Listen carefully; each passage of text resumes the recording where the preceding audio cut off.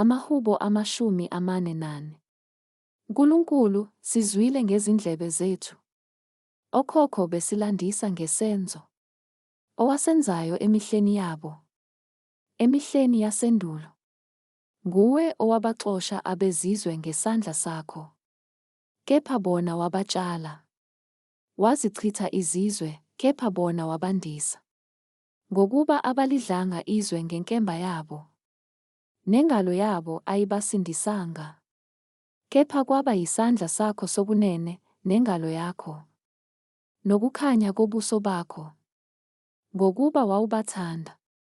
Wena Nkulunkulu uyinkosi yami. Yaleza ukusindiswa kukaJakobe. Ngawe sizakulahla phansi izitha zethu. Ngegama lakho sizakunyathela abasivukelayo. Ngokuba angiwethembi umnsalo wami, nenkemba yami ayingisindisi. Kepha nguwe owasisindisa ezitheni zethu, wajabhisa abasizondayo. Sizincoma ngoNkulunkulu usuku lonke. Igama lakho siyalibonga kuze kube phakade. Sela. Nokho ususilahlile wasijabhisa. Awusaphumi nezimpi zethu. Usihlehlisela emuva esitheni. Abasizondayo bayaziphangela. Usinikezele ukudliwa njengezimvu. Wasihlakaza phakathi kwabezizwe. Uthengisa ngesizwe sakho ngokuyize. Awuzuzi lutho ngokubiza ngaso. Usenza isihlamba kubakhelwane bethu. Inhlekiso nendumazo kwabasiphahlileyo. Usenza isaga kwabezizwe. Banikine ikhanda phakathi kwabantu. Usuku lonke ukudunyazwa kwami kuphambi kwami. Namahloni amboza ubuso bami. Ngenxa yoklolodayo nojivazayo. Ngenxa yesitha nomphindiseli. Konke lokho kusehlele.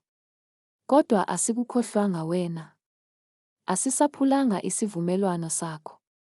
Inhliziyo yethu ayibuyelanga emuva. Izinyathelo zethu aziphambukanga endleleni yakho. Uze usiphahlaze endaweni yezimpungushe. Usimboze ngethunzi lokufa.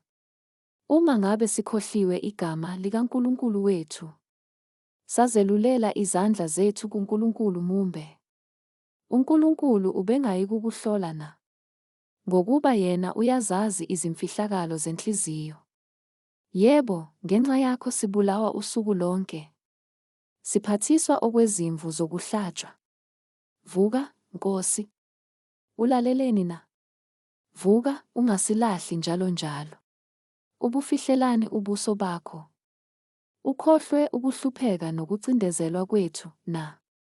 Ngokuba umphefumulo wethu ukhothamele othulini. Umzimba wethu unamathele emhlabathini. Sukuma, usisize. Usihlenge ngenxa yomusa wakho.